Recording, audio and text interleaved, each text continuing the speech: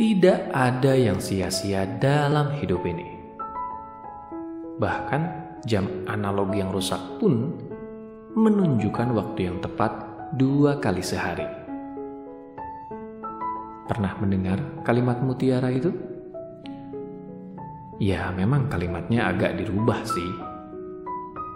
Ada penambahan analog setelah jam. Kenapa? Soalnya itu kalimat mutiara zaman dulu. Kalau sekarang ada jam digital kan? Kalau jam analog, jarumnya terlihat meski jamnya rusak. Nah, yang jam digital kan tidak. Tapi paham esensinya lah ya. Pesan intinya sama. Tidak ada yang sia-sia dalam hidup ini. Kenapa tema ini diangkat? Karena tema sia-sia ini yang sering jadi masalah. Ada orang-orang yang menganggap dirinya keberadaan yang tidak berguna, keberadaan yang sia-sia. Pemikiran ini akhirnya jadi permasalahan. Mereka hidup dengan rasa frustrasi. Seringkali juga bahkan depresi. Ada juga orang-orang lain yang terjebak dengan penyesalan. Merasa yang mereka lakukan sia-sia adanya. Lihat, merasa dan menganggap adanya hal yang sia-sia bisa jadi masalah tersendiri. Padahal, kalau kita kembali pada esensi hidup ini, tidak ada yang sia-sia dalam hidup ini. Segala sesuatu pasti ada gunanya. Ada hikmahnya. Hal-hal yang dianggap buruk sekalipun, kalau kita mau melihatnya dengan keterbukaan hati, pasti akan bisa kita sadari hikmahnya. Jangan jauh-jauh deh. Coba amati mereka yang disebut sebagai orang jahat. Mereka yang banyak melakukan kejahatan dan merugikan orang lain.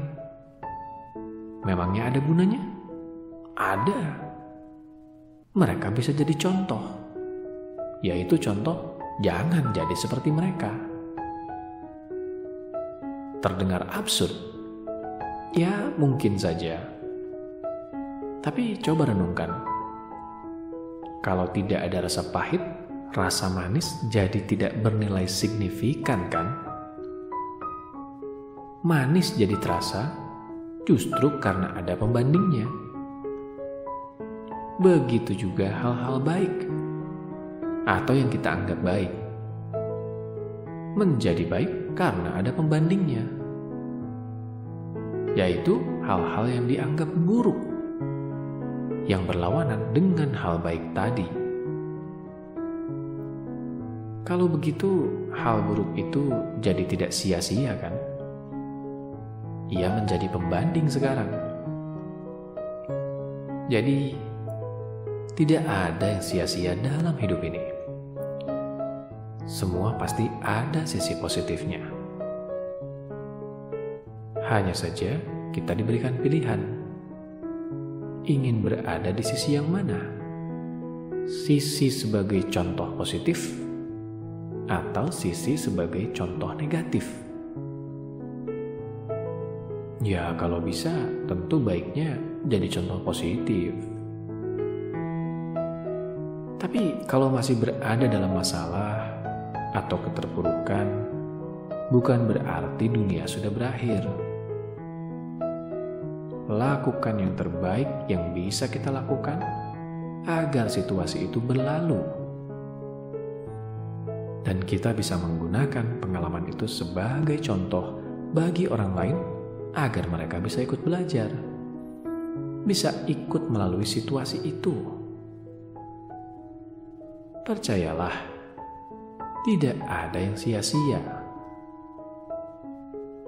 Bahkan ketika kita menyesali suatu hal karena menganggap hal itu sia-sia, bukan hal itu sia-sia. kita hanya belum menyadari hikmahnya.